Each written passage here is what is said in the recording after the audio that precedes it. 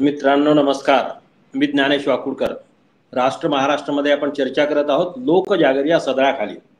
आजच्या चर्चेचा विषय तसा फार महत्त्वाचा आहे. तसे नेहमीच विषय महत्त्वाचे असतात, याबद्दल वाद नाही. पण आजचा विषय फार महत्त्वाचा एवढ्यासाठी आहे की महाराष्ट्रामध्ये मराठा आरक्षणाच्या बाबतीमध्ये नुसताच गदारोळ सुरू आहे. कुणाला काय वाटेल तशा मागण्या करतात, कुणी मग सरकारही काय वाटेल त्याप्रमाणे शब्दांच्या व्याख्या करायला लागतो. पण एक महत्त्वाची पुन्हा घडामोड, त्याच्या विरोधामध्ये ओबीसी नॅचरली, ओबीसींचा जो हक्क आहे, ओबीसींनाच स्वतःचं आरक्षण पूर्ण मिळालेलं नाही संख्येच्या प्रमाणात. अशा परिस्थितीमध्ये मराठा समाजाला ओबीसी मधून आरक्षण देणं हे कितपत योग्य आहे याचा विचार न करता ज्या मागण्या करतात लोक, त्यांच्या विरोधामध्ये नॅचरली ओबीसी समाजाला उभं राहणं यात काही चुकीचं नाही. कारण त्यांचे हक्क त्यांना अबाधित ठेवणं हा त्यांचा अधिकार आहे. कुणी अतिक्रमण करत असेल त्याला थांबवणं हा प्रत्येकाचा अधिकार आहे. आता गंमत अशी झाली की याला सगळं कोणीतरी उत्तर देणार आणि समाजामध्ये ती खदखद होतीच. राजकारणी लोक आपले म्हणजे ते भुजबळ असो, पंकजा मुंडे असो किंवा आणखी कोणतेही ओबीसी वाले जे बरेच नेते स्वतःला म्हणवतात, त्या नेत्यांनी जी भूमिका घेतली आतापर्यंत, तर ती किंवा शेंडगे असो, त्या नेत्यांनी जी भूमिका घेतली तर ती सरळ सरळ स्वतःच्या स्वार्थाची भूमिका घेतली. म्हणजे राजकीय स्वार्थ कुठून साध्य करता येईल. आणि त्यातही एक महत्वाची गोष्ट अशी की ओबीसीच्या आरक्षणाला धक्का न लावता मराठ्यांना द्या असं ते म्हणायचे. ही भूमिकाच मुळामध्ये खोटारडी आहे. ही भूमिकाच मुळामध्ये ओबीसीचा विश्वासघात करणारी आहे.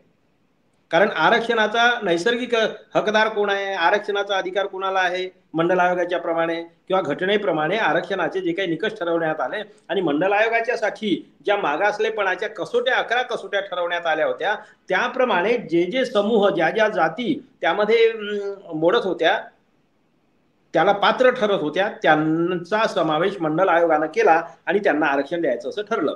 मग त्यांना आरक्षण द्यायचं तर किती द्यायचं, तर जातीच्या प्रमाणामध्ये द्यायला पाहिजे.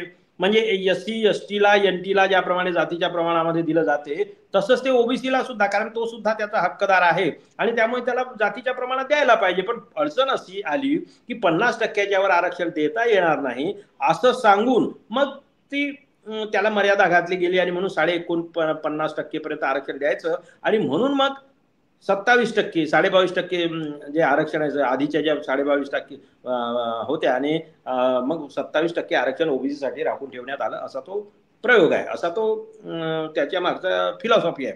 आता महत्वाची गोष्ट कशी, पण जेव्हा कधी आरक्षणाची मर्यादा वाढवली जाईल तेव्हा सर्वात पहिले कुणाचं कंप्लीट करायला पाहिजे, ओबीसीला द्यायला पाहिजे. कारण ते 52% आहेत आणि 52, कारण आधीच्या जनगणनेप्रमाणे 52% ओबीसीची संख्या आहे. ती आता खरं म्हणजे इतर जातींचा समावेश झाल्यामुळे वाढलेली आहे, पण तरी सुद्धा आपण 52% हा आकडा धरला तर 27% आरक्षण हे पुरेसं नाही. आधी रिझर्व आमचं जे कन्फर्मेशन झालेलं आहे ते आरक्षण ते बऱ्याच जिल्ह्यामध्ये कुठे 19 आहे, कुठे 7% आहे, कुठे 11% आहे, ते जाऊ द्या, ते पुन्हा पुन्हा बोललेलो आहे. पण किमान 27% आरक्षण, 52% आरक्षण आहे तर त्याच्यापैकी द्यायला पाहिजे. तर 27% आहे असं आपण जरी गृहीत धरलं समजा, तर मग उरलेलं 25% कुठे गेलं आमचं. म्हणून जेव्हा इतर बर्थ म्हणजे अवेलेबल होतील तेव्हा वेटिंग मधल्या माणसाला, वेटिंग मधल्या पॅसेंजरला ते पहिले द्यायचे असतात. हा साधा नियम आहे, साधा नियम आहे.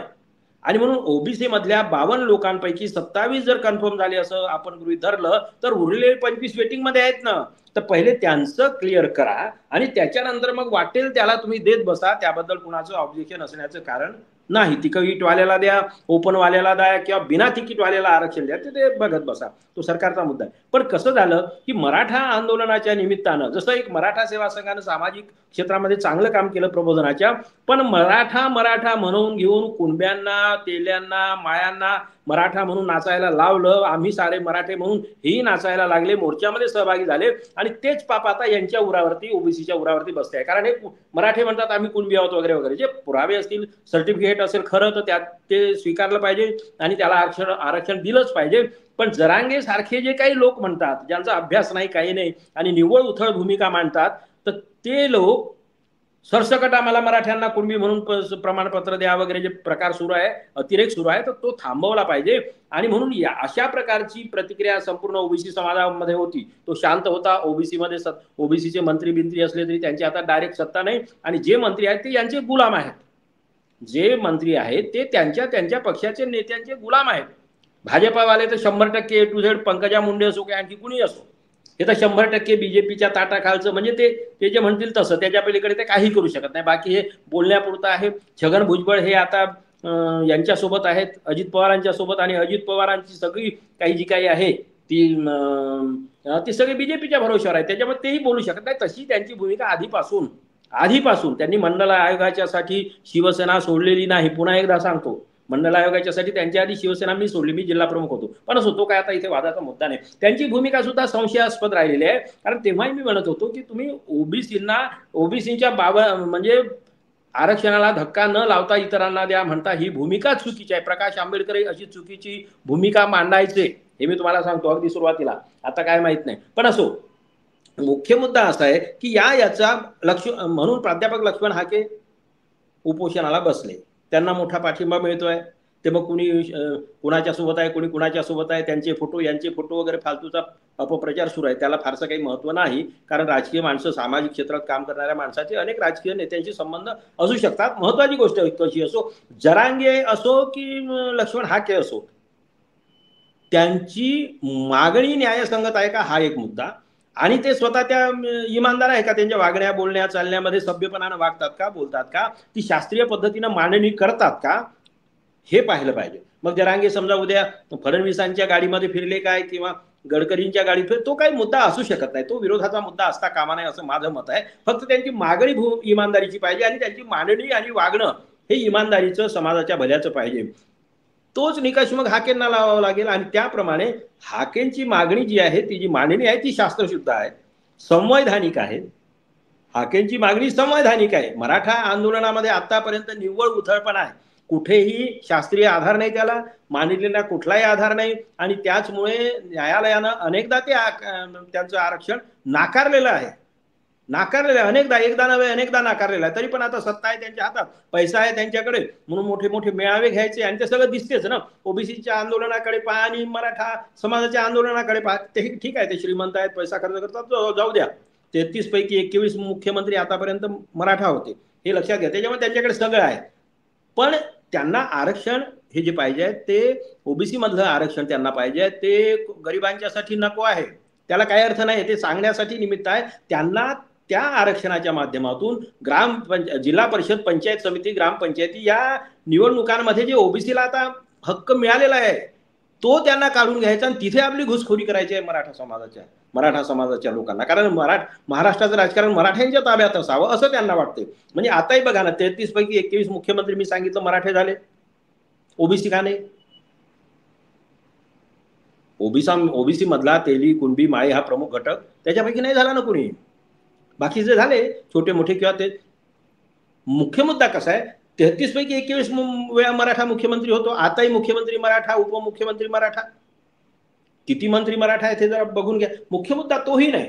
मुख्य मुद्दा हा आहे की ओबीसीच्या या सगळ्या याच्यामध्ये हाकेंच्या आंदोलनाला प्रचंड पाठिंबा मिळतोय, आणि त्याच्यामुळे आता मी वाचलं मी आता, ते खरं की जरांगे म्हणाले की बाबा मी एकटा पडलेलो आहे, मला सगळ्यांनी घेरलं वगैरे. एकटा पड, तुम्ही तर नरेंद्र मोदी सारखेच तुम्ही तर मंडल आयोगही रद्द करणार होते, तुम्ही सगळ्या नेत्यांना पाडणार होते, त्यांच्या पुढच्या पिढ्या, ओबीसीच्या पुढच्या पिढ्या बिलकुल निवडणूक लढण्याची हिंमत करणार नाही, अशा प्रकारच्या तुम्ही धमके देत होते. कुणाला काय वैयक्तिक लेवलवर अरे तुरेची भाषा करत होते. हे जर मराठा समाजाचं नेतृत्व असेल, चळवळीचं, राजकीय नेतृत्वाचं जाऊ द्या, ते कसेही लोक असतात, सत्तेसाठी लोकही त्यांच्या पाठीमागे जातात, पण चळवळीचं नेतृत्व या पद्धतीचं असेल तर तो त्या समाजाची काय अवस्था असेल, किंवा त्यांचे जे कोणी सहकारी असतील त्यांची काय अवस्था आहे, वैचारिक अवस्था काय असेल, त्याचा विचार यानं त्यानं करावा. मुख्य मुद्दा कसा आहे, आणि म्हणून मंडल आयोगाला आता जरांगे एकीकडे गंमत पहा, यांच्या वैचारिकतेची दिवाळखोरी पहा, एक तर सगळे सोयरेमध्ये आहेच, पण मंडल आयोगाला हे विरोध करतात. म्हणजे मंडल आयोग रद्द करा अशी जरांगेची मागणी आहे, आणि आरक्षण मात्र त्यांना पाहिजे ओबीसी मधून, आणि ओबीसींना आरक्षण देण्याचा आधार कोणता आहे? मंडल आयोग. म्हणजे गंमत का, घर पहिले पाडून टाका म्हणतात, जे बांधलेलं घर आहे ते पहिले पाडून टाका म्हणतात, आणि आम्हाला त्यात राहायला जागा द्या म्हणतात. म्हणजे आता किती आश्चर्य आहे, म्हणजे किती वैचारिक दिवाळखोरी आमच्या आंदोलनामध्ये कशी असते आजच्या काळात, शिकलेल्या काळात. आणि ते मराठा समाजाचे शिकलेल्या लोक, एवढे सारे लोक असताना, चांगल्या लोकांना जेव्हा मी असं समर्थन करताना पाहतो तेव्हा दया येते, हसायला येते. असो, पण हे म्हणून महत्वाची गोष्ट कोणती आहे बरं, आता पुन्हा सगळे सोयरेचा एक महत्वाचा मुद्दा आला. त्यात आमचं सरकारही काहीतरी वेडेपणासारखं विचार करायला लागते समिती. अरे मूर्खात का तुम्ही? माफ करा थोडा कठोर शब्द कारण या लोकांनी म्हटलं म्हणून मी जनरल बोलतोय, प्रवृत्तीला बोलतोय, सरकारमधल्या लोकांना बोलतोय. तुम्हाला काही आहे की नाही? सगळे सोयरे या शब्दाचा साधा अर्थ आहे की सोयरा, आणि सोयरा म्हणजे सगळा सोय, सखा सोयरा, चुलत मावस असा नाही तर सखा सोयरा, सगळा सोयरा. आणि सोयरा कोण असतो? तर एक मुलगा आणि मुलगी यांचं लग्न जेव्हा होते, व्याही ज्याला आपण म्हणतो, तर तो सोयरा म्हणजे आपला मुलगा असेल तर म्हणजे सुनेचे वडील वगैरे हे आपले सगळे सोयरे समजा झाले. अशी ती सरळ सरळ सगळ्यांना माहिती आहे. आणि हे दीडशहाणे काय करून राहिले, कोण पंडित आहे तिथे मांडतात ते सगळ्या सोयऱ्यांना सरसकट प्रमाणपत्र द्या म्हणतात. या पंडितांना हे विचारलं पाहिजे की बाबा रे, अनेक जातीमध्ये आंतरजातीय विवाह होतात ना, किंवा फार चांगलं उदाहरण आपण घेऊया, मराठा समाजाचं सोडा, ते तर इतरांच्या सोबत किती लग्न करतात हे जरा पहा. त्यांचे 96 कोळी ना 92 कोळी त्यांच्यामध्ये खूप सगळं आहे. ते कुणब्यांनाच हात लावू देत नाही, स्पर्श करू देत नाही, ते जाऊ द्या, पाणी पिऊ देत नाही. असो, मुख्य मुद्दा कसा आहे की जर सगळ्या सोयऱ्यांचा विषय काढला तर मग ब्राह्मण समाजा इतके आंतरजातीय विवाह कोणत्याही समाजाचे झालेले नाहीत. अनेक ओबीसीचे नातेवाईक ब्राह्मण आहेत, अनेक तेल्यांचे, कुणब्यांचे, माळ्याचे, मराठ्यांचे, एसटीचे नातेवाईक ब्राह्मण आहेत. मग आता कुणब्यांचा नातेवाईक समजा ब्राह्मण आहे, मग तो सगळा सोहरा झाला ना, मग त्यालाही सर्टिफिकेट देणार का तुम्ही? या लोकांना विचारलं पाहिजे, जरांगेंनाही विचारलं पाहिजे, त्यांच्या समर्थकांनाही विचारलं पाहिजे, आंधळे भक्त जे उड्या मारतात असं करा तसं करा त्यांना विचारलं पाहिजे. आणि त्याच्यामुळे मुद्दा कसा आहे, ह्या फालतू लढाईला आता काय झालं की हाके असो किंवा आता ओबीसी समाज प्रामुख्यानं संघटित होतो आहे, आणि यांनी आता राजकीय लढाई लढली पाहिजे. महत्वाची गोष्ट कशी आहे की राजकीय गणिताशिवाय हे सरळ येणार नाहीत. हे तुमचे फडणवीसला केवळ दोष देऊ नका, तुमचे हे सगळे तुमचे ओबीसीचे तथाकथित नेते आहेत ना, हे सगळे स्वतःच्या स्वार्थासाठी आणि त्यांचा एक विशिष्ट मतलब आहे. त्यामुळे हे मराठ्यांचा मंडल आयोग, त्यांना मंडल आयोग नको आहे, त्यांना फक्त त्यांचं आरक्षण पाहिजे, तेही निवडणुकीसाठी पाहिजे. त्याच्यासाठी त्यांची धडपड सुरू आहे, ते समजून घ्या. आणि एक विचारा की 33% मुख्यमंत्री जर तुमचे झाले तर आमच्या 33 मुख्यमंत्र्यांपैकी 21 मुख्यमंत्री महाराष्ट्राचे जर मराठेच होते, आमचा कुणबी का नाही झाला एखादा? विचारा त्यांना. नाही ते म्हणते मराठा कुणबीच आहे, मराठा हे सांगण्यासाठी. मग घोषणा कशाला, एक मराठा लाख मराठा, घोषणा मराठ्यांच्या द्यायच्या आणि आरक्षण कुणब्यामध्ये घ्यायचं. हे म्हणून लोक आता त्याला विरोधात उभे झालेले आहे. आणि म्हणून ओबीसीचा मुख्यमंत्री झाला पाहिजे, का नाही झाला तो आपण विचार केला पाहिजे. आणि म्हणून आपले सगळे सोयरे ओबीसींनी आता सामाजिक आणि राजकीय सगळे सोयरे ओळखले पाहिजे. राजकीय सगळे सोयरे ओळखायचे. मग भुजबळ तुमचा सगळा सोयरा होऊ शकत नाही, मुंडे तुमची सगळी वैचारिक आणि राजकीय दृष्ट्या, कारण या लोकांची बांधिलकी बीजेपी सोबत आहे. बावनकुळे कसा काय तुमचा सगळा होऊ शकतो? नरेंद्र मोदी कसा काय तुमचा सगळा होऊ शकतो? तू म्हणतो माणूस समजा की मी ओबीसी आहे, अरे पण याच नरेंद्र मोदींनी तुमची जनगणना करायला नाकारलं ना, मग कशाची ओबीसी आहे ते सांगण्यासाठी का? बीजेपी मधल्या लोकांना, पंकजा मुंडेंना विचारा ना, तुमचे मोदी तर म्हणतात नाही जनगणना करणार ओबीसींची. मग त्यावेळेस तुम्ही काय करता, तिकडे नाटकं कशाला करता? म्हणून हे सगळे तुमचे सगळे सोयरे वगैरे नाहीत, हे सगळे नेते बहुतेक हे तुमचे सगळे सोयरे नाहीत. म्हणून माझी विनंती एक आहे, कारण पुढच्या व्हिडिओमध्ये आपण पुन्हा सविस्तर वेगवेगळ्या मुद्द्यावर बोलत चालू, आता याची सिरीज करावी लागेल असं मला वाटते. पण हा व्हिडिओ जरा जास्तीत जास्त लोकांपर्यंत शेअर करा. आता मी एकच सांगतो की पुढे विधानसभेच्या निवडणुका आहेत, 4 महिन्यामध्ये निवडणुका येत आहेत. ओबीसींनी ह्या राजकीय आपली गुलामगिरी सोडून द्या. हे जे मराठा समाजाचे काही लोक उड्या मारतात, अंधभक्ती करतात, त्यांना जाऊ द्या. कुणाला शिवीगाळ करण्याची गरज नाही आहे. तुमची वैचारिक आणि सामाजिक बांधिलकी पक्की आहे, तर आपल्याला स्वतःचे सामाजिक आणि राजकीय सगळे सोयरे शोधावे लागतील. मग त्याच्यात प्रामाणिकपणे काही फुलेवादी, आंबेडकरवादी, शाहूवादी, तुकाराम महाराजांना मानणारे, तुकडोजी महाराजांना मानणारे, गाडगे महाराजांना मानणारे, स्वामी विवेकानंदाचा विचार मानणारे, गांधीजींचा विचार मानणारे, सर्वसमावेशक अशा प्रकारचा विचार घेऊन पुढे जाणारे तुमचे राजकीय सगळे सोयरे शोधून तुम्हाला नवी मांडणी करावी लागेल. महाराष्ट्राचा मुख्यमंत्री ओबीसी झाला पाहिजे, हे तुम्ही ठरवा. अजून वेळ गेलेली नाही, सहज होऊ शकते. आणि प्रामुख्यानं कुणबी आणि ओबीसी समाज हा विदर्भामध्ये मोठ्या प्रमाणात आहे, मराठवाड्यामध्ये आहे, कोकणामध्येही आहे.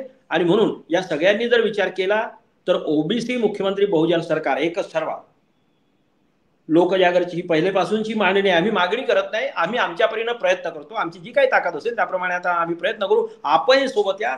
ओबीसी मुख्यमंत्री बहुजन सरकार, महाराष्ट्राचा मुख्यमंत्री ओबीसी का नाही? 52% ओबीसीचा मुख्यमंत्री महाराष्ट्राचा ओबीसी का नाही, तो आम्ही करू असं ठरवा. आपले सगळे सोयरे निश्चित ठरवा. बाकीच्यांना ज्या उड्या मारायच्या त्या मारू द्या अशी विनंती करतो आणि थांबतो. पुन्हा बोलत राहू, पुन्हा चर्चा करत राहू. आपणही बघत राहा राष्ट्र महाराष्ट्र आणि लोकजागर अभियानच्या भूमिकेला पाठिंबा जर पटत असेल तर आपण निश्चितपणे सोबत या अशी विनंती करतो आणि थांबतो. धन्यवाद.